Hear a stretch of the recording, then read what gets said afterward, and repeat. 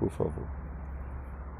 Muito bom dia a todos vocês. Hoje, excepcionalmente, nós estamos fazendo a nossa transmissão aqui do terraço da Betânia. Por questões técnicas de força de energia em toda a região aqui está passando por manutenção e por isso nós pedimos a sua compreensão. Nós vamos transmitir hoje apenas aqui pelo Facebook. Eu peço você que esteja compartilhando esse link com seus amigos, com os irmãos e as irmãs da comunidade, enfim, nós estamos juntos aqui para adorar ao Senhor. O nosso encontro, obviamente, vai ser reduzido em virtude de tudo isso, mas a mesma unção, a mesma graça, o mesmo poder de Deus. Vocês vão ouvir algumas interferências, porque nós estamos fazendo ao ar livre, não é? Então, vai ser algo diferente e eu quero que você compartilhe conosco. Vamos orar. Senhor, em nome de Jesus, eu quero te agradecer por essa manhã, tão linda, tão gostosa, tão agradável, e a presença dos nossos irmãos e irmãs aqui nos ajudando, apoiando, para que esse encontro possa chegar até a casa dos seus filhos e das suas filhas nesta manhã. Muito obrigado por tudo. Recebe a nossa adoração em nome de Jesus. Amém. Obrigado vocês, irmãos. Vamos adorar o Senhor. A cada manhã,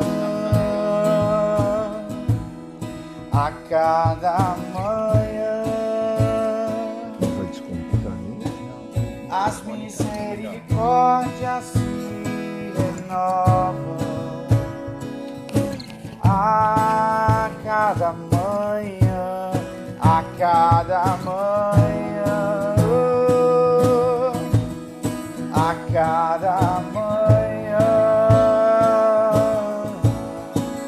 as misericórdias se renovam.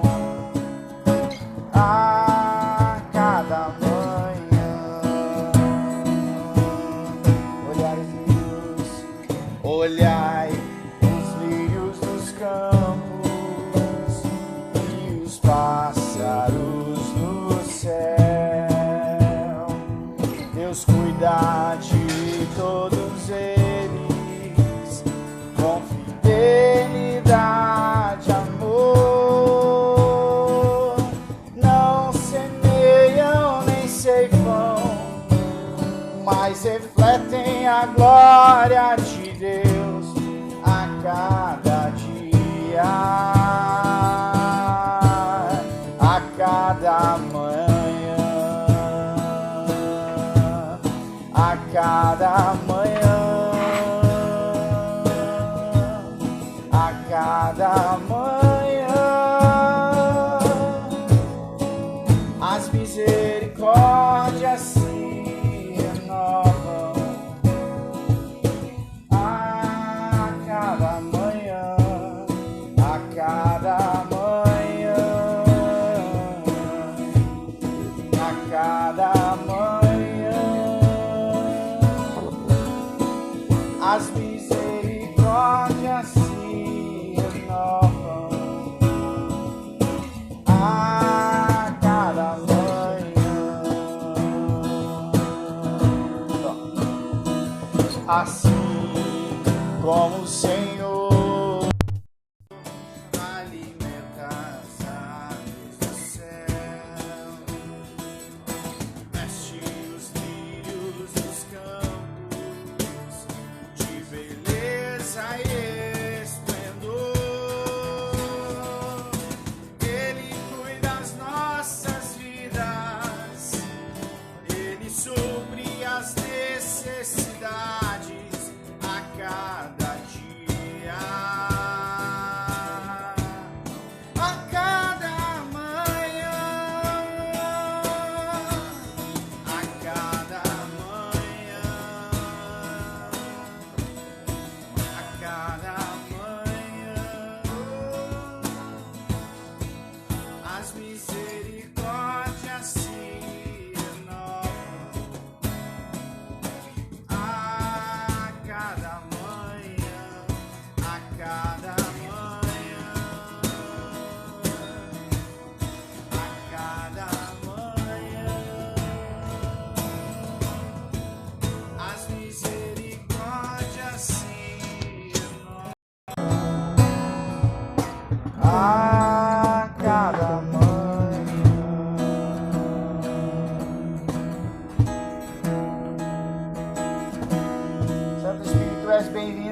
lugar, no nosso meio, Senhor.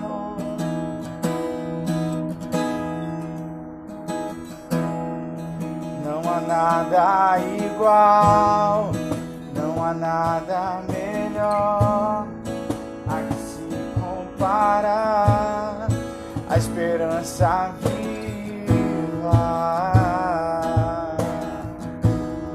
Tua presença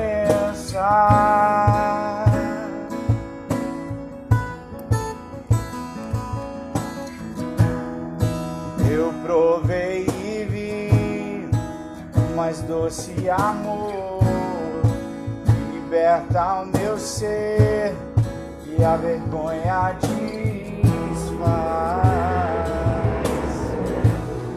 Tua presença,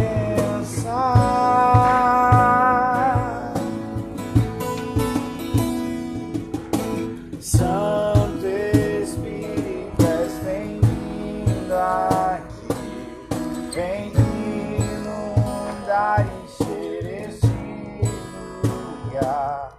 É o desejo do meu coração, sermos inundados por tua glória, Senhor. Santo Espírito, és bem-vindo aqui, vem inundar e encher esse lugar. É o desejo do meu coração, sermos inundados por tua glória, Senhor.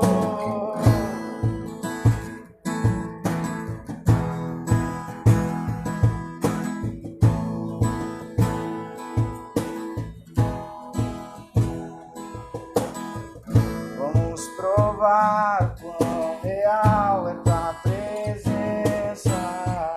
Vamos provar a sua glória e bondade.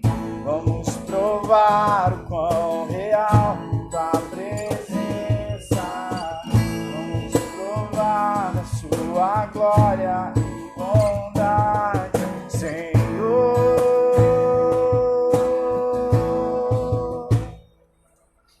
Santo Espírito, és bem-vindo aqui, vem inundar e encher esse lugar. É o desejo do meu coração, sermos inundados por tua glória, Senhor.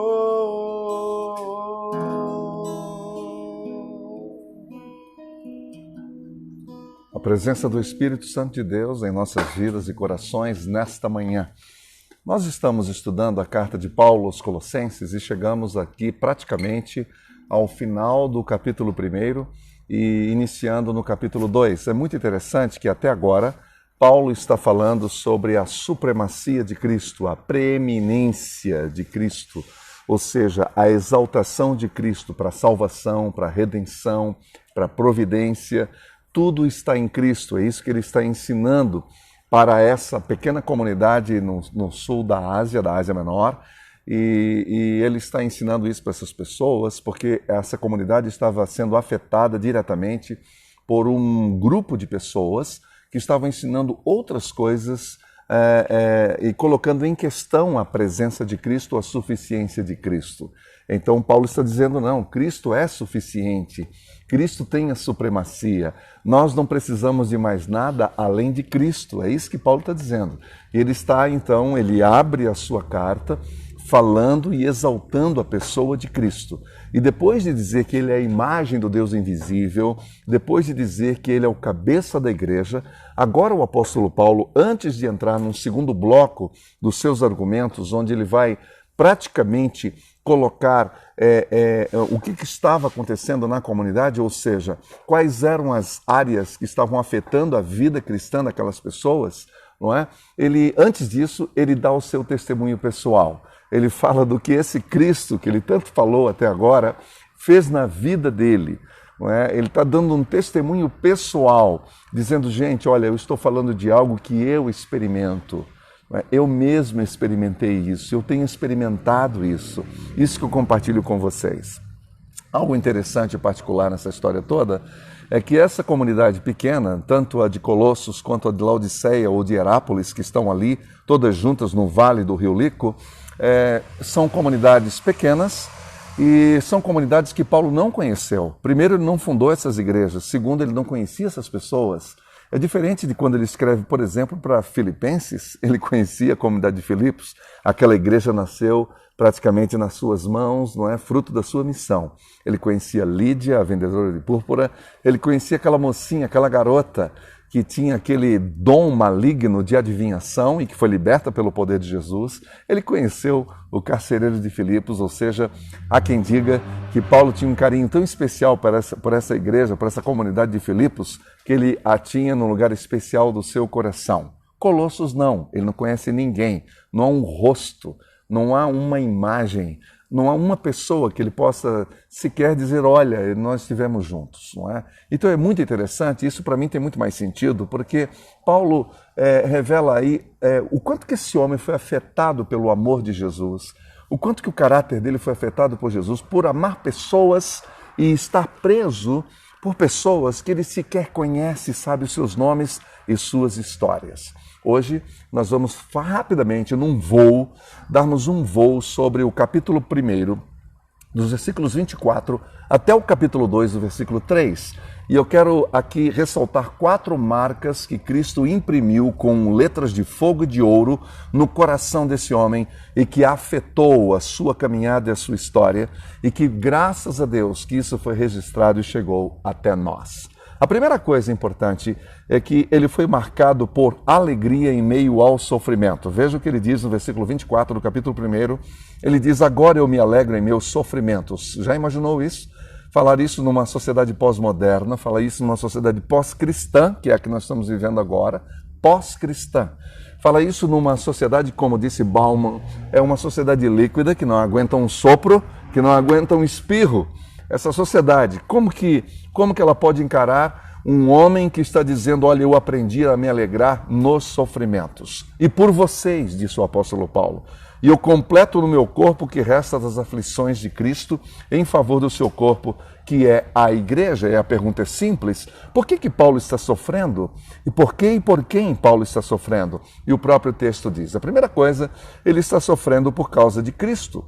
Ele diz, eu completo no meu corpo o que resta das aflições de Cristo. É claro que o sofrimento de Jesus terminou na cruz, obviamente, todo mundo sabe disso, porém, o cabeça da igreja, o pastor supremo, ele está perfeitamente identificado com a sua igreja, com o seu povo. E todos nós conhecemos o que Lucas registrou no capítulo 9, quando Paulo, a caminho de Damasco, tendo em suas mãos cartas das autoridades supremas, ele tinha autoridade para devastar a igreja de Jesus, não é verdade? E o que ele fez com isso? Ele estava nesse caminho quando ele teve um encontro, na verdade foi um confronto, na verdade ele foi atropelado pela graça de Deus, não é? E a pergunta que ele fez é, quem és tu, Senhor? E a resposta que veio sobrenaturalmente foi, eu sou Jesus a quem tu persegues. E para Paulo ficou claro isso. E daí em diante nós temos a história da igreja completamente diferente a partir daquele dia, daquele momento. Então Paulo conheceu o Cristo que se identifica com os seus e ele está sofrendo, e Cristo está sofrendo, e por isso nós também precisamos ter esse entendimento, essa compreensão de sofrer por aqueles que amam a Jesus. Hoje, segundo Open Doors, segundo Portas Abertas, são mais de 240 milhões de pessoas sendo perseguidas no mundo inteiro apenas por professar a sua fé em Cristo. Por que Paulo está sofrendo? Por causa dos gentios. Veja bem, ele foi denominado o apóstolo dos gentios. Ele fez uma opção ministerial. Ele disse, olha, já tem gente suficiente aqui em Jerusalém para pregar para os judeus e lá fora ninguém está levando o evangelho. Então, de comum acordo, no primeiro concílio da igreja, no século I, esse homem sai para pregar para os gentios. Ele pagou um preço alto, caríssimo por isso. ele foi rejeitado pelos judeus, ele era ridicularizado pelos judeus, ele era zombado pelos judeus, ele era subestimado pelos judeus, e isso chegou, obviamente, até a comunidade gentílica, e por isso ele sofreu e sofreu muito, e ele sofreu também por causa da igreja de I maiúsculo, ou seja, aquele que foi o grande perseguidor da igreja, agora sofre pela igreja que antes perseguia. É um paradoxo, é uma dialética incrível, mas é isso que acontece. Cristo faz isso para glorificar o seu próprio nome. Ele pega o perseguidor, o temido. Tanto que Ananias disse, olha, se o Senhor está falando que eu tenho que me encontrar com esse homem, eu tenho ouvido histórias sobre ele. E Jesus, falando para Ananias, disse, olha, fique tranquilo, eu tenho planos para esse homem, vou mostrar com quem que ele está falando agora, e ele vai ver o que significa sofrer, e isso se cumpre na vida dele. Muito bem. Então, somente Cristo Jesus pode preservar a alegria em meio ao sofrimento, que isso é fruto do Espírito. E a minha pergunta para você é, pelo que você está sofrendo hoje? A minha pergunta é, pelo que você está sofrendo hoje? Nós temos que fazer uma checagem e ponderar se o sofrimento, ou melhor, a razão pela qual o objeto do meu sofrimento vale a pena. Se ele realmente é perene, se ele é eterno, ou se ele é um sofrimento apenas por coisinhas que não foram atendidas, por caprichos que não estão sendo atendidos, ou por sonhos que não foram realizados. É uma pergunta que nós temos que fazer. Pelo que nós estamos sofrendo? Pelo que você está sofrendo? Essa é uma grande questão para colocar diante de Deus. Paulo aprendeu em Cristo a sofrer com alegria. O sofrimento não lhe roubou a alegria. Sabe por quê? Porque a alegria dele não era do ponto de vista natural, não era da natureza, era uma outra alegria. Ela é fruto do Espírito Santo, entendeu? Como ele mesmo disse em Gálatas capítulo 5. A segunda coisa, a segunda marca que a gente vê claramente na vida de Paulo está nos versículos 25 a 27, onde ele diz, olha, dela eu me tornei ministro. Eu me tornei ministro dessa mensagem, desse mistério, com a responsabilidade por Deus a mim atribuída, de apresentar-lhes plenamente a palavra de Deus, o mistério que esteve oculto durante épocas e gerações, mas que agora foi manifestado a seus santos. A eles quis Deus dar a conhecer entre os gentios a gloriosa riqueza desse mistério, que é Cristo em vocês, a esperança da glória. Cristo forjou um novo caráter em Paulo, tornando um servo fiel no reino de Deus. Ele é tornado ministro. Eu vejo tanta gente hoje querendo cargos e funções, não é? Ele não, ele foi feito pelo próprio Deus. Foi um ministério. Ministério significa serviço, aquele que serve. Paulo nunca usou a igreja, muito pelo contrário, ele sempre serviu o cabeça da igreja. E ele também foi um mordomo fiel. Essa palavra mordomo é aquele que cuida das propriedades, das coisas de interesse do seu senhor. Então, o mordomo é esse. Ele cuida dos interesses do seu senhor. E Paulo cuidou muito bem dos interesses do seu senhor de forma fiel. Ele foi fiel na entrega daquilo que ele recebeu do Senhor. Lembra-se quando ele fala em 1 Coríntios capítulo 11, ele está dizendo, olha, eu transmiti o que também recebi do Senhor. Ele foi fiel o tempo todo. Esse cara realmente foi incrível. E isso não está na pessoa dele, não é porque ele era o cara, mas porque Cristo é o cara.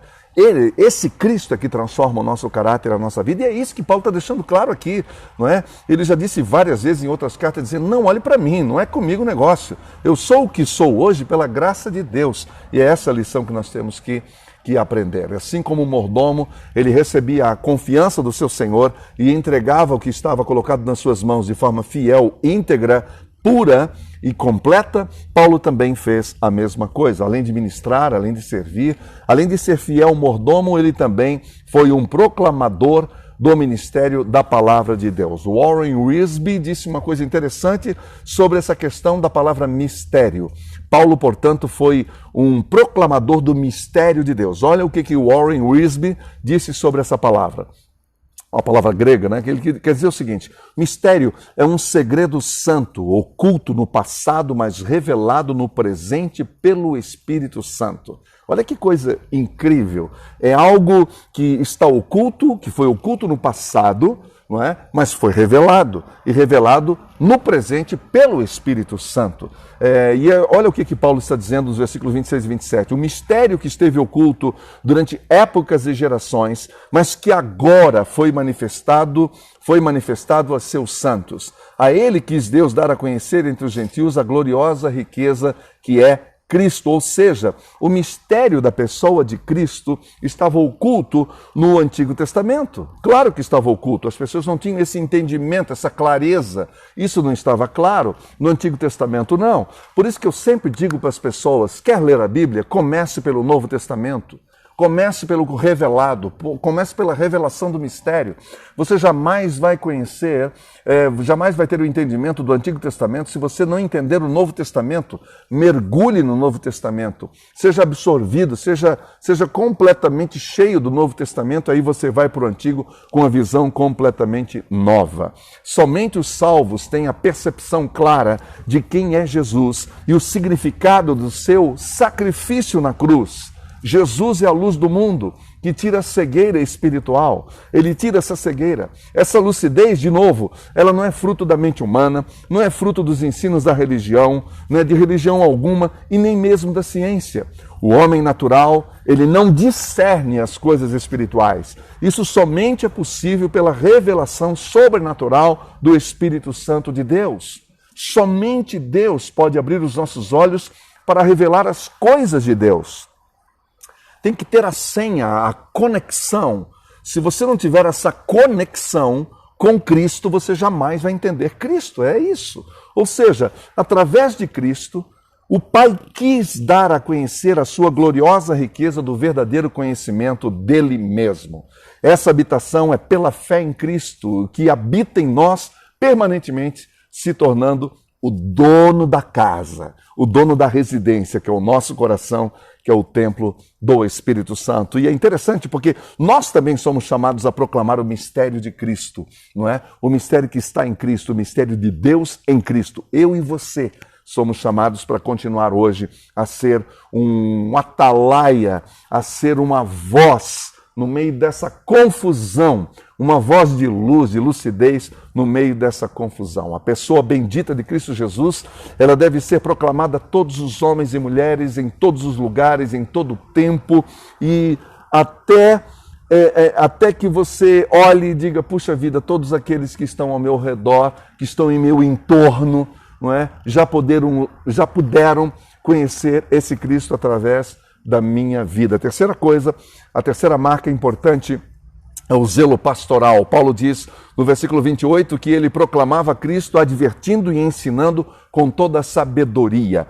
Nós precisamos aprender a advertir as pessoas que nós amamos. Nós precisamos disso, nós precisamos entender o sentido bíblico de advertência. Advertência não é sermão, advertência não é pegar no pé de ninguém, não é ser chato, não é nada disso. Advertência significa advertir, tornar claro, mostrar, sinalizar, não é? Prevenir, é nesse sentido. E Paulo preveniu essas pessoas com sabedoria e com amor de Cristo. Essa advertência ela tem que ser feita, pautada na pessoa de Cristo. Eu nunca vi Cristo expor ninguém, nunca vi. Só os arrogantes, só os prepotentes. Com esse ele não aguentava mesmo.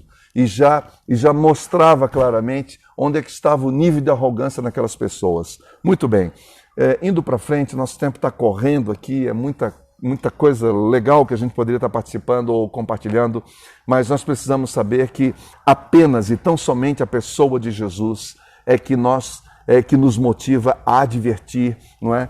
E a ensinar as pessoas que conosco convivem, e nós precisamos mesmo praticar esse zelo cheio de amor e sabedoria de Jesus para ensinar que Cristo está em tudo e que Cristo está em todos. E a quarta coisa que eu gostaria de deixar com vocês, a quarta marca do ministério desse homem é que ele trabalhou duro e ele orava sincera e honestamente pelas pessoas. Versículo 29 em diante, ele vai dizer, olha, o quanto que eu estou lutando por vocês. Ele fala coisas do tipo, eu me esforço, eu luto conforme a minha força, ou a força que o Senhor me deu. É isso que ele está dizendo, eu lutando conforme a sua força, que atua poderosamente em mim. Paulo está falando de uma força que não é dele, mas que é de Cristo, que está sobre ele.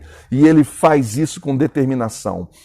Cristo marcou a vida de Paulo para sofrer em seu nome sem perder a alegria, marcou a vida dele tornando-o um homem zeloso pelo estado espiritual das pessoas que ele sequer conhecia, e ele também transformou-se num trabalhador esforçado. Nas mãos de Cristo, ele foi feito um lutador, um trabalhador focado na obra de Cristo. Ele lutou com todas as suas forças por amor a Cristo Jesus e as suas ovelhas. E o seu trabalho, ouça isso, não era baseado na força humana, não era baseado em coisa alguma, a não ser na força, na unção e na autoridade do Espírito Santo. Para realizar a obra de Deus, nós precisamos do poder de Deus. É impossível fazer com a nossa própria força. Por isso ele diz, conforme a sua força. Não é? Ele experimentou e vivenciou isso. Ele está dizendo para os colossenses o seguinte, olha gente, eu estou escrevendo isso para vocês, mas deixe-me dizer, eu experimentei isso, eu experimento isso, eu vivencio isso, eu não estou falando de uma coisa que eu não conheço.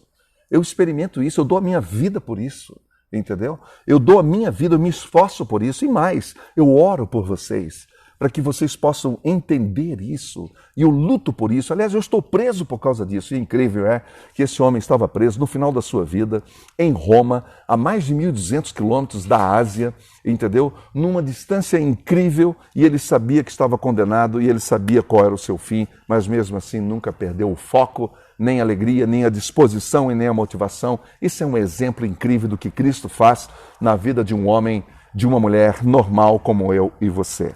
Paulo diz, eu me esforço para que eles sejam fortalecidos em seus corações. Olha que oração linda. Olha isso, eu repito. Eu esforço-me para que eles sejam fortalecidos em seus corações e sejam unidos em amor e alcancem toda a riqueza do pleno entendimento, a fim de conhecerem plenamente o mistério de Deus, a saber, Cristo.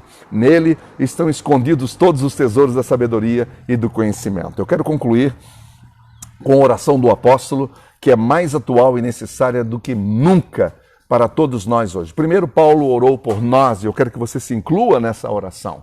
A primeira coisa, o primeiro motivo que ele disse é encorajamento espiritual. Esforço-me para que eles sejam fortalecidos, confortados, consolados em seus corações. Nunca precisamos de tanto encorajamento, consolo, conforto, como nesta hora. Tanto desânimo por aí, não precisamos ir muito longe. Talvez você seja uma pessoa hoje totalmente desanimada com tudo e com todos. O que eu encontro de gente desanimada, desânimo com o país, com a religião, com as igrejas, com os pastores, com os líderes, ninguém aguenta mais, é um desânimo, é uma decepção total. Pessoas de bem, seguidoras de Jesus, não estão isentas de perda, não estão isentas da morte, não estão isentas da infecção, da dor, da doença, da aflição. Nós não estamos isentos da depressão, nós não estamos isentos da ansiedade e do abatimento. Essas coisas acontecem. E esta é a hora para nos confortarmos uns aos outros em amor. Olha o que Paulo disse numa outra carta, falando aos Coríntios, ele disse, olha, pressionados sim nós somos o tempo todo, mas desanimados não. Perplexos? Sim, mas não desesperados. Esse país que nos deixa perplexos todos os dias, a cada reunião do STF, todo mundo fica perplexo. Perseguidos, mas não abandonados. Ouça isso. Perseguidos, mas não abandonados. Isso é 2 Coríntios 4, de 7 a 11. Olha que lindo. Abatidos, mas não destruídos. Já imaginou? Abatidos sim, destruídos não. Trazemos sempre no corpo. Aqui está o segredo de tudo isso. Trazendo sempre em nosso corpo o morrer de Jesus, para que a vida de Jesus também seja revelada em nossa vida. Segundo pedido, intenso amor fraternal. Preste atenção, estejam unidos em amor. Esta é a hora que nós precisamos praticar o amor.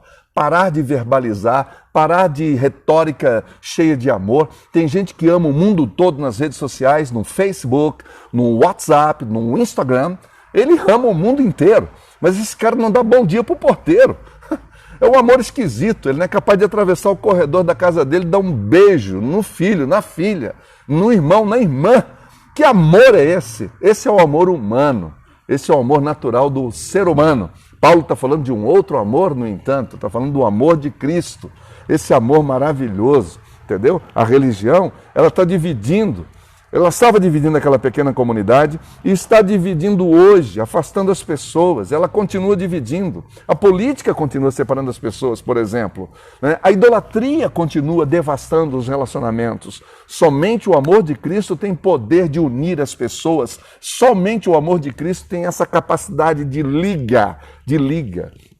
Por isso essa é a hora para crescer em amor uns pelos outros. Paulo disse que o amor é paciente.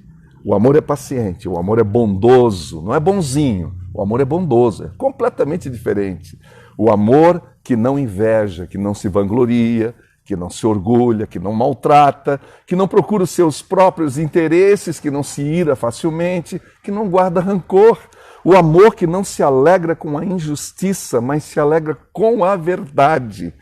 O amor que tudo sofre, tudo crê, tudo espera, tudo suporta. O amor de Cristo jamais perece. O meu acaba, o de Cristo não. O nosso amor acaba, o de Cristo não. Jamais acaba. A terceira coisa importante, e aí nós estamos indo já para o final, forte entendimento espiritual. Alcancem toda a riqueza do pleno entendimento, a fim de conhecerem plenamente o mistério de Deus em Cristo. A Igreja de Jesus precisa muito de discernimento espiritual dado por Cristo Jesus. Nós precisamos de discernimento. Discernimento significa aprender a discernir, a separar uma coisa da outra. Isso exige lucidez. E, de novo, não é a lucidez natural. Nós não estamos falando da sua capacidade de conhecimento, nós não estamos falando do quanto que você sabe, do quanto que você conhece, mas do quanto nós precisamos discernir. A Igreja de Jesus precisa e muito de discernimento espiritual dado por Cristo Jesus. Ela não pode seguir os ventos de doutrina que sopram cada dia de um ângulo e de uma direção diferente. Nós não precisamos buscar sabedoria e conhecimento em outra fonte. Presta bem atenção nisso. Eu vejo tanta gente consultando tanta gente. E observe, preste bem atenção, eu quero olhar para você e dizer o seguinte: olha, eu mesmo já fiz terapia e vou fazer a hora que achar necessário. Então eu não tenho nenhum problema com psicólogos, com psicanalistas, com psiquiatras. As pessoas que precisam disso no tempo determinado devem procurar se cuidar, sim. Mas eu vou lhe dizer uma coisa, acima de tudo e de todos, quem tem a última palavra não é a ciência, não é o conhecimento humano, não é o médico. Aquele que consegue, o único que pode mudar diagnósticos é Cristo. Ele é a fonte de tudo que nós precisamos para viver plenamente a vontade do Pai. Nós precisamos aprender de Cristo, nós precisamos nos alimentar de Cristo. Talvez, olha, observe, não me tenha como ignorante nem como radical, mas talvez você tenha que fazer uma dieta dos noticiários, das escolhas que você está fazendo e mudar as atitudes. Quem sabe você precisa ser proativo na busca de estar na presença de Jesus, assim como Maria fazia. Ela era intencional, ela dizia: eu preciso aprender desse homem, porque eu descobri que ele é a fonte de toda a vida. E é isso que Paulo está nos dizendo. Ele ora para que a gente tenha isso, nos alimentarmos de Cristo, nos aprofundarmos em Cristo, fortalecer os nossos músculos espirituais, porque grande é a batalha que nós estamos enfrentando. Só Cristo pode nos dar suporte para vencermos essa hora de grande escuridão. Em Cristo apenas, e apenas em Cristo, estão escondidos todos os tesouros da sabedoria e do conhecimento. Nós precisamos de sabedoria, está em Cristo. Você precisa de sabedoria? Eu preciso todos os dias. Quanto mais eu busco, mais claro fica para mim o quanto eu preciso da sabedoria. Nós precisamos de conhecimento, está em Cristo. Tudo o que precisamos para o dia chamado hoje está em Cristo e somente em Cristo, em nenhum outro lugar, somente em Cristo. Paulo, um dia, provavelmente no ano 59 ou 60, ele estava dentro de uma cela úmida, fétida, orando por mim e por você.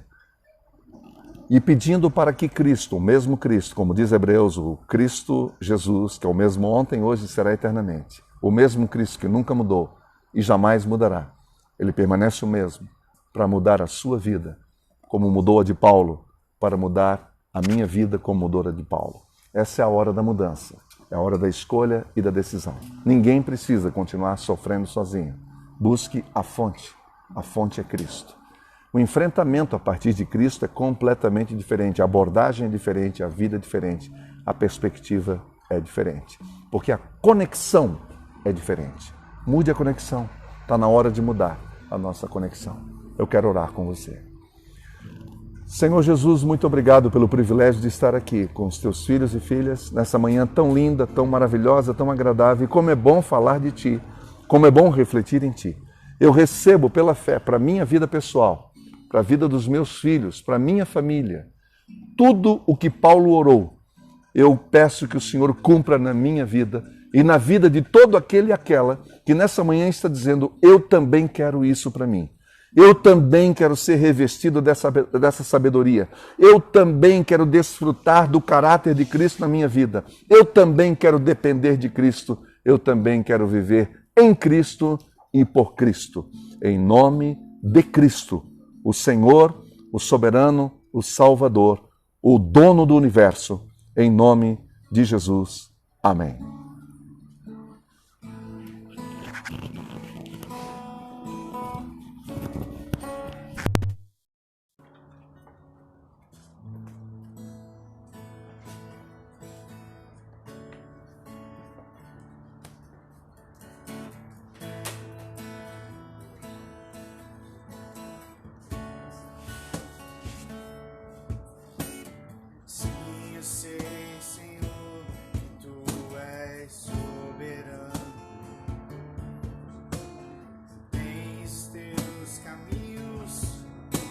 Teus próprios planos, venho, pois a cada dia vem cheio de alegria e me coloco em tuas mãos, pois és fiel. Sim, eu sei, Senhor, que tu és poderoso, és um Deus tremendo, Pai de amor bondoso. Venho, pois a cada dia venho cheio de alegria e me coloco em tuas mãos, pois és fiel. Fiel é a tua palavra, ó Senhor. Perfeitos teus caminhos, meu Senhor,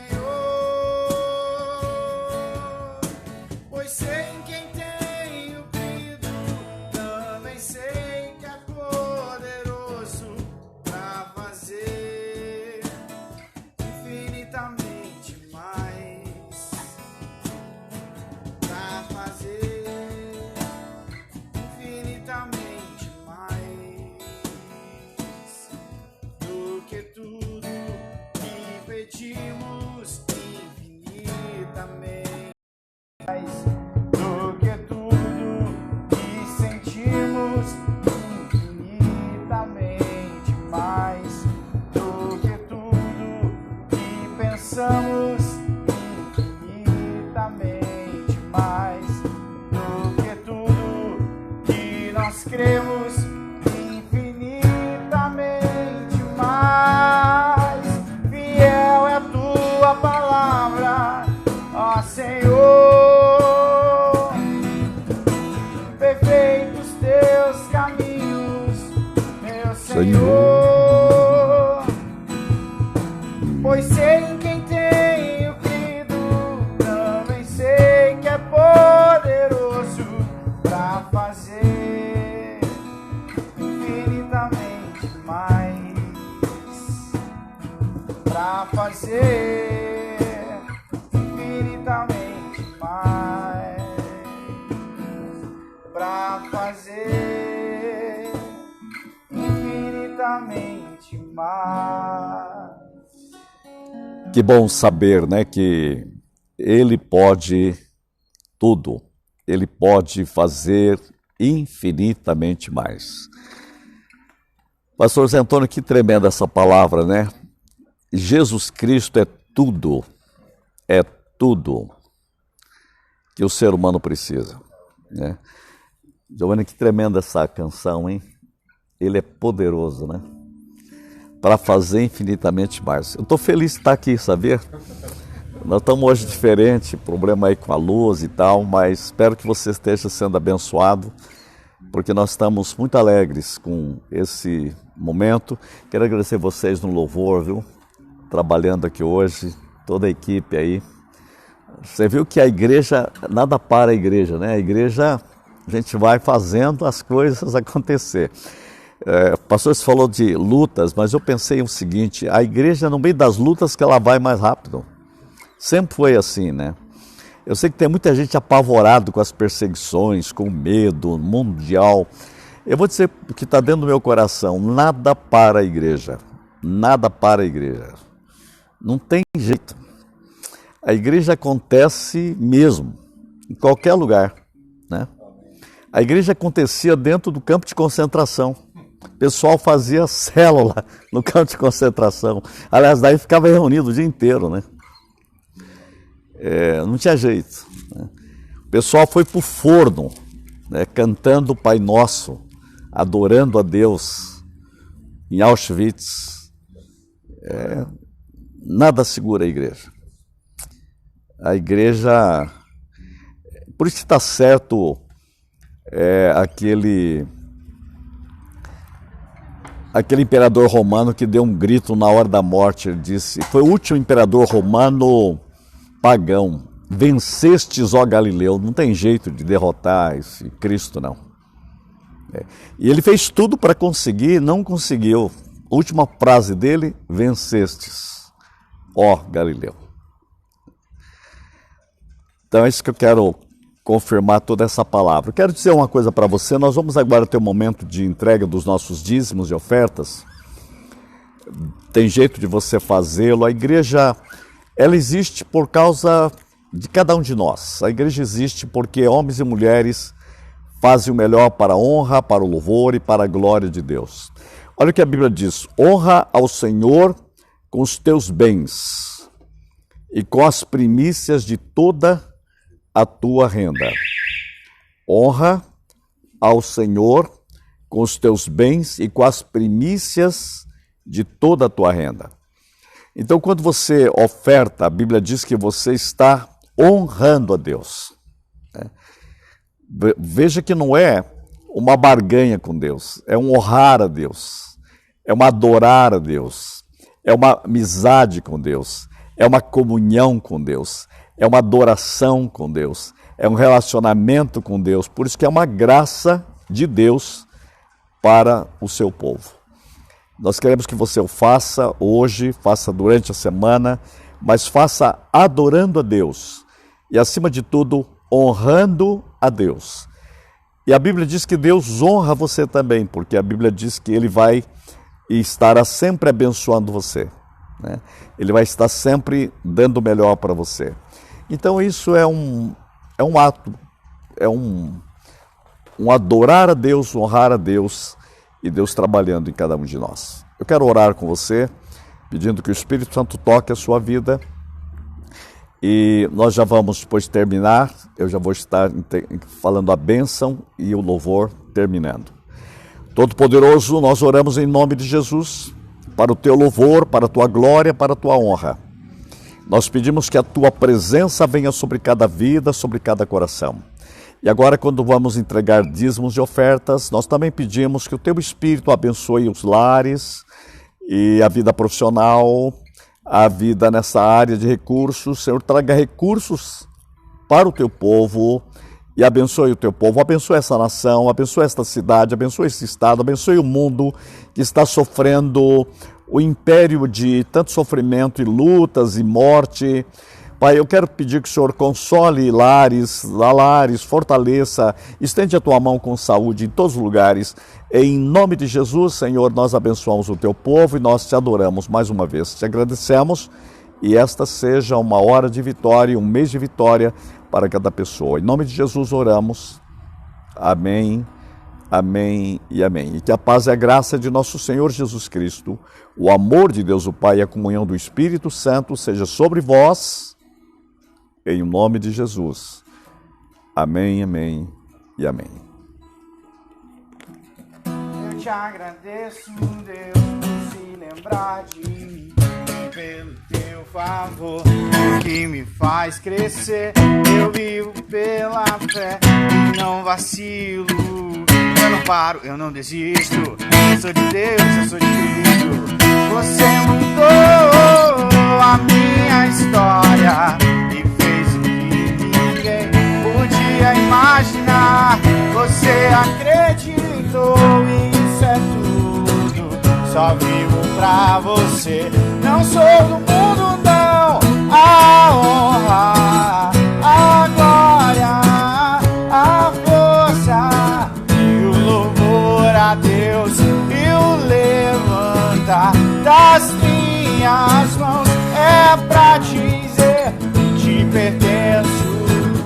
Eu te agradeço, Deus, que no deserto não me deixou morrer e nem desanimar. E como aquela mãe que não desiste, você não se esqueceu, você insiste, você mudou a minha história e fez o que ninguém podia imaginar. Você acreditou, e isso é tudo, só vivo pra você.